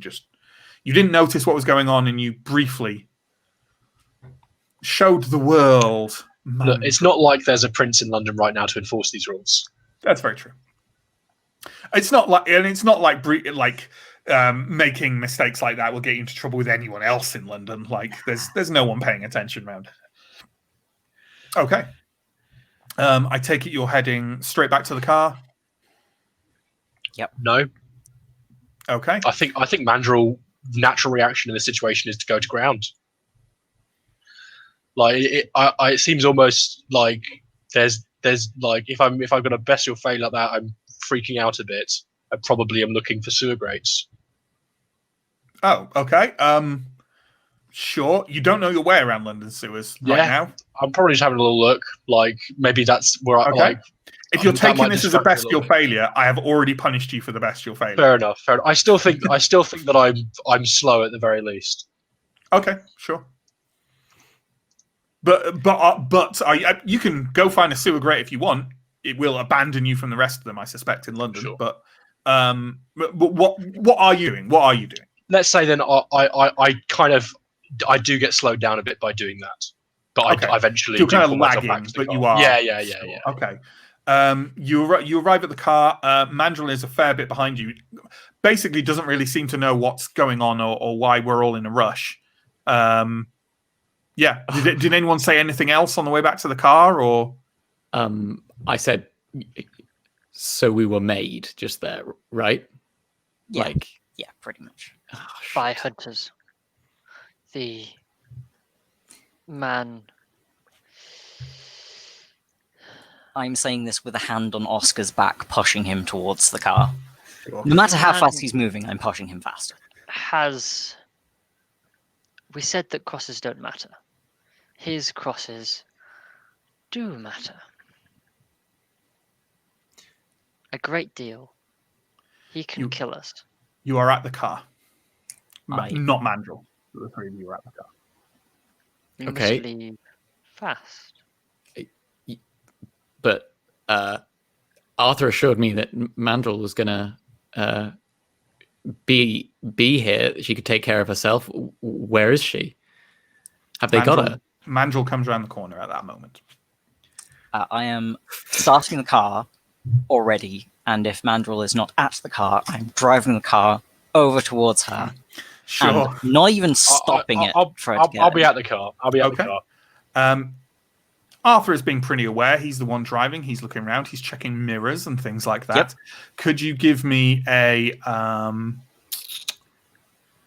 think this is the moment, and not in being calm. Can you give me a wits plus again either awareness or subterfuge roll? In case it matters, Alex is now feverishly looking everywhere to make sure that they are not snuck up on by a cross-wielding maniac. Sure, you can go ahead and make the roll as well. It's both difficulty 2 now. I'm going for subterfuge. Sure. So is that, wits plus subterfuge or awareness? Correct. Or does instincts count? What is that your As a specialty for awareness? No, I don't think so. How many was there? Amount of successes that I needed? Yes, it was 2. When the difficulty is 2, that's 2 successes. Got it. I am spending willpower. Okay. Okay. Yeah, I don't think the 3 and 4 between you makes any significant difference. Around the corner, as Mandrill jumps in the car, a little down the road, the way you've come, are 2 men wearing very similar kind of blue jeans, black shirts, both quite kind of large-looking guys. One of them's a black guy, one of them's a white guy, both with kind of very modest haircuts. They're walking towards you, and as you get in the car and start peeling away, they both come to a halt at roughly the same time. One of them very quickly reaches into like a leather jacket he's wearing, pulls out a notepad, looks carefully at your car, writes it down, puts it away, and they both just stand there, staring at the car. There's quite a few other people around on the street. A couple of whom are like their cars like screeching a bit. Oh, we made it out of there. Are you? I take it you're peeling off and driving away. Yeah. Mm-hmm. Unless someone is about to tell me not to. We must go. I haven't and seen abandon anything. this car somewhere. Yes. Okay. Where are you driving to? Very decidedly around, I think. Sure. Yeah. So are you genuinely just driving around until you feel you've lost any kind of tail you could have, and then leaving the car? Yeah, pretty much. Okay. What? Give me a. Feel free to have a conversation while this is happening, but I'll just ask John for the roll first. Please give me a resolve plus drive roll, please. Not many times you'll hear that.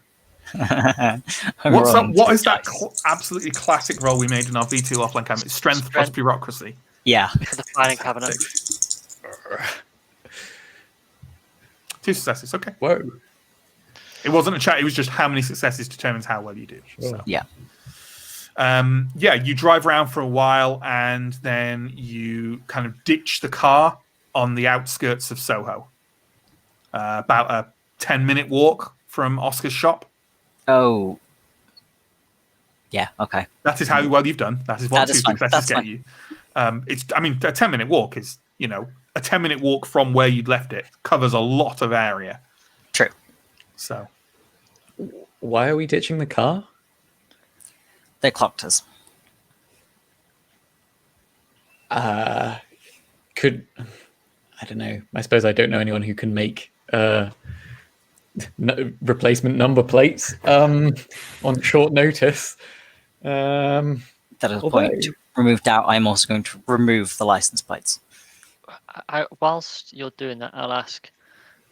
You rented that under your current name? under your mask, right? Yeah.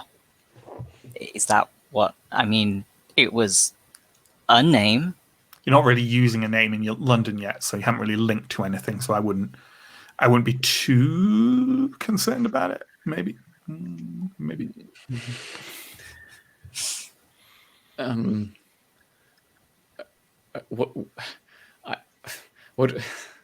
don't know. Use your words, Oscar. What do we do now? I could take it that, I mean, my source was good. If what you're saying is right. Do you think that man was the man? I think so. He was certainly a bit of a standout of that club, coming from another standout. Maybe we can ask Arshad for more details. I don't know. Just to make clear to the three of you, you've had definitely more of a briefing on this than Oscar has. If this has happened, you need to get yourselves and Arshad back as fast and safe. Well, safety more than speed, but both, if possible. So, I take it you ran into somebody at the club. A hunter. A hunter who uses true faith. Potently. So potent I could see it from across the dance floor. So potent that he could see us from across the dance floor. I think we must...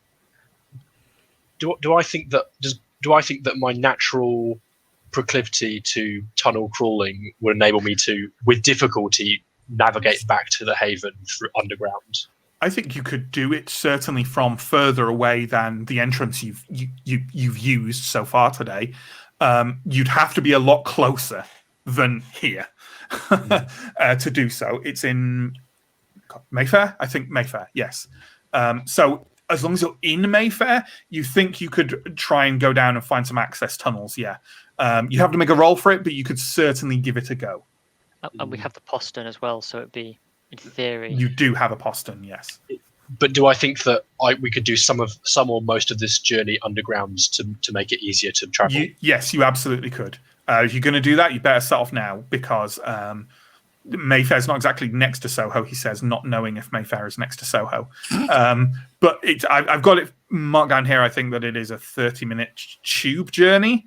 So you better start walking. If you want to get Arshad and get back there, you really need to start going now. Yeah. Because it's probably about 1 o'clock in the morning. Then I quickly... Well, it's sunrise is late, but yeah, I will convey this information to the group and suggest, if you want to, I can try and get us there underground. I've not done it before, but it'll be good practice. I mean, is there... They only got our number plate, right? I mean, surely... They gotta look at us. It will all be fine, Oscar. We just need to take some precautions. Right. Okay, I'll trust you guys. Are you having this conversation as you go back to the shop? Yes. I believe as so, I yeah. say, haste. Time is ticking. Okay, you head back to the shop. Arshad is sort of pliable. He's in much the same state as he was when you left him. I mean, you're going to have to help him unless you want to get a cab. You could potentially get a cab to Mayfair and then try and get him through the sewers. How obviously injured does he look? Not actually that obviously injured. There's no blood or anything like that. No one's looked at his leg yet. But there's no blood or kind of, bones sticking out of his trousers or anything. He's just got an oddly... His leg is obviously, if you take a good look at it, it's obviously at an odd angle. But visibly, just to a glance from like a cabbie, you're just like, oh, they're getting in with a drunk guy. No, not too much. Okay. Shall we... I'm happy to take a cab if that's the quicker way of doing it. Okay. Yep. We always hold the door open for you, Mandrel.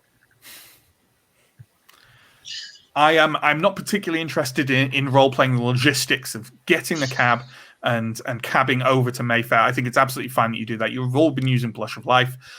He looks at Mandrel a bit oddly for wearing a headscarf. But I mean, that's just a cabbie for you, innit? It is dark. So you all manage to get in. It's like a London black cab. And you all get in. Arshad is... Yeah, he's a bit kind of... So he's obviously in pain, but he's very woozy. He's believed the lie you spun to him about taking him to hospital. And he's... he also could just sound drunk. So... Certainly high. I don't think it's too much of a problem. You get out in Mayfair. Specifically, you get out at a point where Mandrel knows that there's kind of a sewer access tunnel or something like that she's used at some point in the past.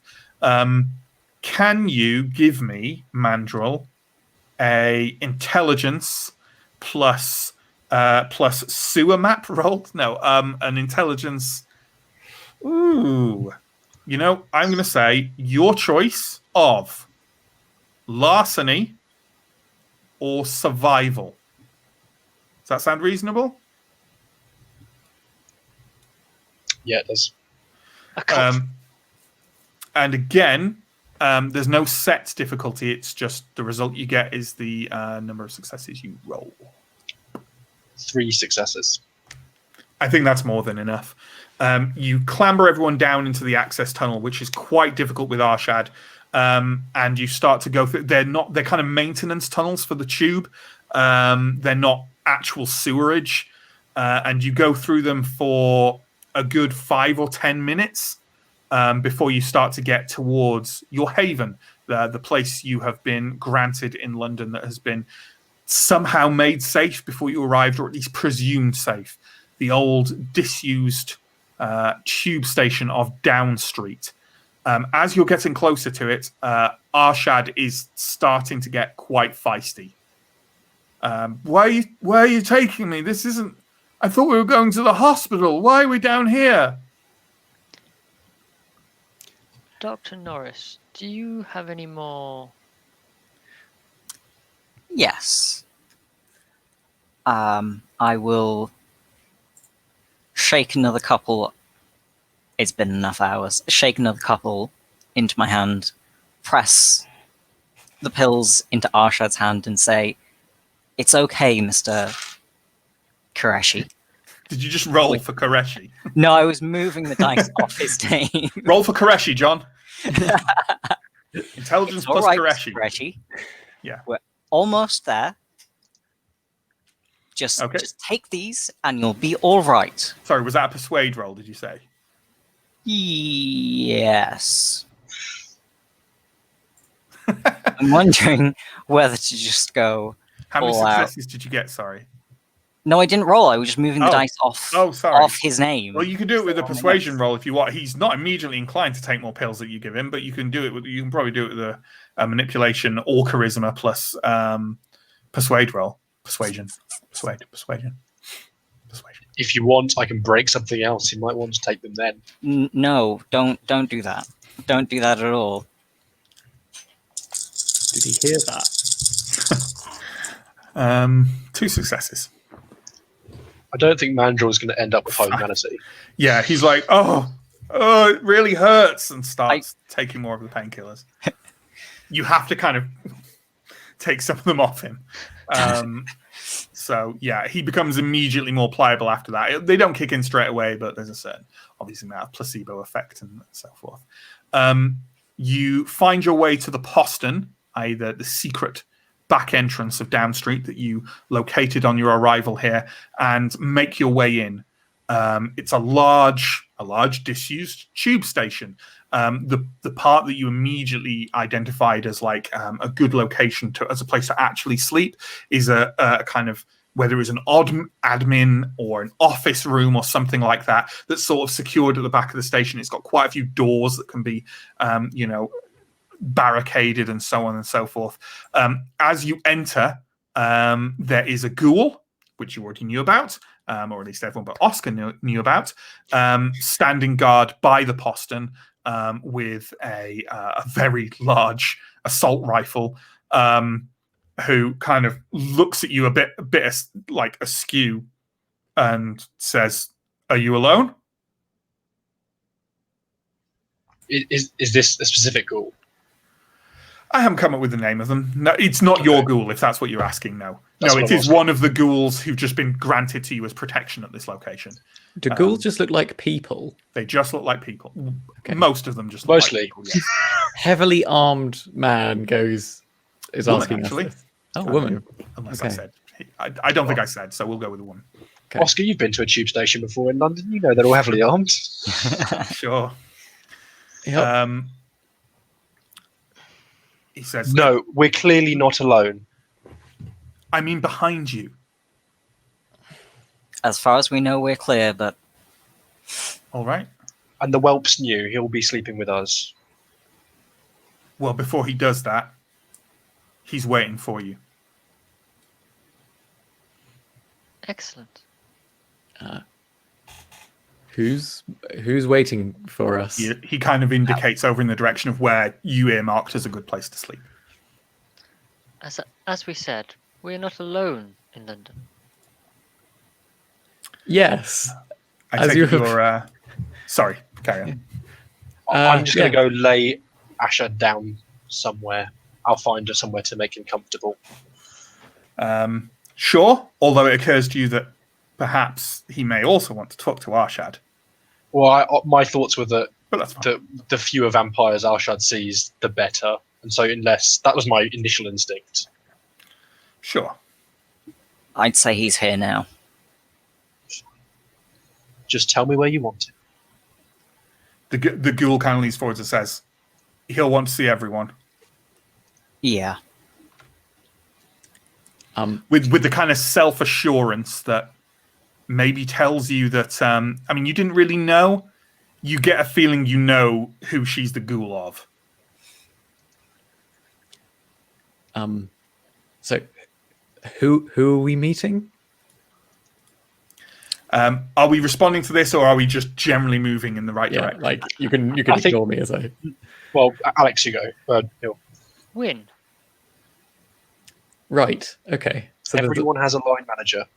sure. Okay.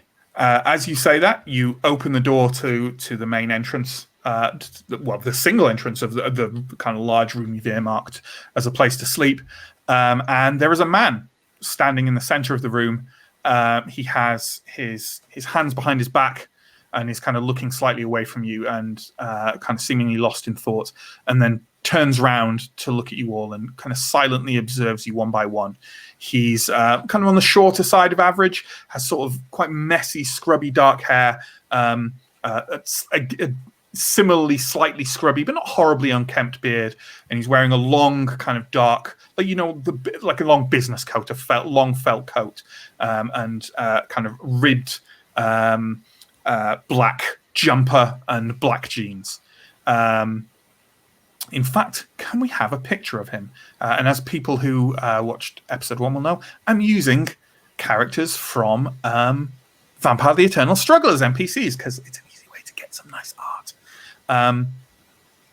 He kind of takes you all in one by one and then glances over at Arshad and says, "Is this him?"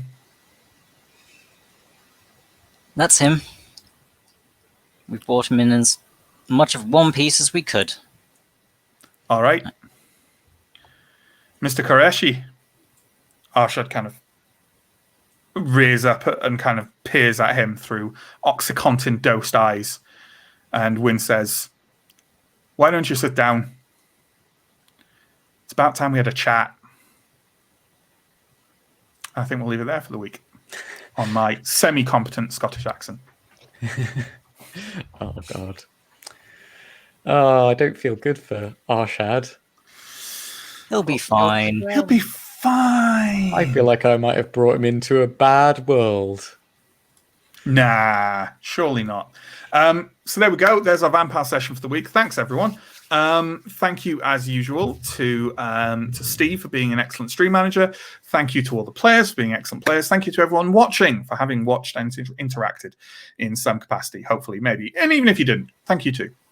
If anyone has any comments or questions, throw them out into the chat now. And Steve will pop them up for us to respond to you. While that's going on, again, Oscar is the best character portrait so far. Oscar is an excellent character portrait, definitely. I was very proud of that.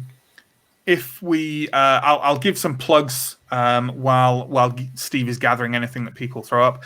So there's social media down below. That includes our Patreon if you want to support us there, and our YouTube where all the VODs go from this. We have another series currently ongoing on Wednesday evenings. That's 8 o'clock GMT, the same time this starts, and it is Simbaroom, the dark fantasy game from Free League. It's excellent, and you should come watch us play it. What else? Say again, I said at the beginning, we made affiliate last week, so if you want to drop us a subscription, bits, all that Twitch stuff, then that would be absolutely delightful. Is there anything else? Am I forgetting anything, players? I don't think I am. Am I? No. Follow us on Twitter.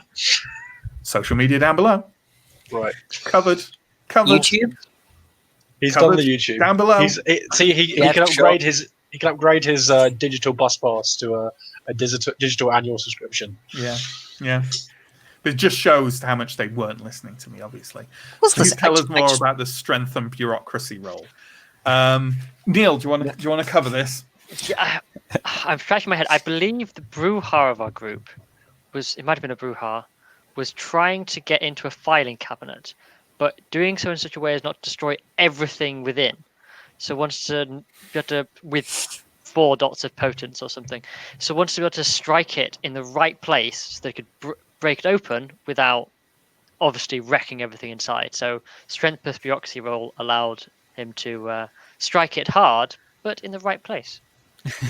Yes. Because all bureaucrats use filing cabinets, because this is a game set in 91, 89 at that point. So between 89 and 91 of that story. It started in 1990, I think it will have been either 91, 92, 93. The early 90s when that happened. It's a definite filing cabinet territory. I think it was pre-92 because that's around the time that I joined the campaign. Yeah, I wasn't there for that fantastic role. Sure. The role that has lived on in infamy for years. Yes. I also wasn't there for the winged with a shotgun. Yeah. The same player, in fact, Yes. said that he wanted to shoot someone with a shotgun, but didn't want to hurt them too badly. Just wanted to wing them with the shotgun. A mortal. You should understand. A mortal he was trying to shoot. A role which he I gave a very high difficulty in which he thoroughly failed and just killed the guy outright. Is that the equivalent of a bestial failure? That's what happens when you shoot someone with a shotgun, folks. They die. Who knew? Who knew? Have we got anything else? Could you explain the true believer stuff mentioned a bit? Okay. And hello, Sam. Do you mean? Well, we'll explain both. I'm not sure you mean the true faith stuff that me and Neill were talking about. That apparently this Isidore Gasang may be in possession of, or whether you mean the folklore version that Mandrel has. If you mean the latter, because that's a nice quick explanation. It's just a disadvantage that Justin took at character creation that gives Mandrel an adverse reaction to the kind of folkloric things that don't work on the rest of vampires. If you mean the true faith, then it is a small rule set that has changed quite a lot between 2nd edition and current 5th edition, whereby certain individuals who have a true, fundamental, pure belief in their religion, which needn't be the stereotype is Christian, right, and the cross and holding it up at Dracula or whatever. It doesn't have to be Christianity. It can be any religion which believes in kind of salvation or goodness or some kind of a power, a divine power from above that smites the darkness. And if they have that kind of belief, turns out it kind of works. Maybe not in the manner they want, or maybe not in the manner that legends tell of, but bad things can be done to vampires by people wielding true faith. Although, interestingly, not that any of the players will particularly know this, but an interesting note is they stop working when you get a vampire of higher humanity. So it is up to you to interpret that how you want. That's that covers both those things, I think. Anything else? Anyone with any other questions or comments for us before we flee into the night? Everyone, players, have a good evening. Good fun. Yeah. Yeah. I enjoyed being very confused throughout. Yeah. Did you enjoy your premonition rearing its ugly head very quickly, Alex? Does it offer protection as well, or just offense? It certainly does offer protection in some ways, yes. Depending on the different powers or rule sets you might be using. But yeah, it has various applications. There is a full rule set for it in V5, although a limited one. But I am definitely from the school of true faith should not act overly predictably. Yeah, Neill, did you enjoy your premonition rearing its head quite quickly? Yes, mainly because I thought it was a different individual who might be signified by bright sunlight. Because Neill is a vampire nerd. The worst curse of all. You look appalled, but I'm not wrong. I love how we're like, oh, you like vampire. The thing is, I could say, oh, you thought it was X, but I don't quite want to do that because of the group that's why I did knowledge. not. We both know. We know who you might have thought. Yeah. And Alex, in particular, certainly would have thought that. Yes, absolutely. Okay, I think that's it. Again, thanks for watching, everyone. Like I say, we're on at 8 o'clock GMT on Wednesday for Simba Room. Check us out there. Check out the YouTube, all the other stuff. It's all down below. And thanks again. And we'll see you next week for more Vampire. Same time, same place. Good. Cheers. Bye-bye. Bye.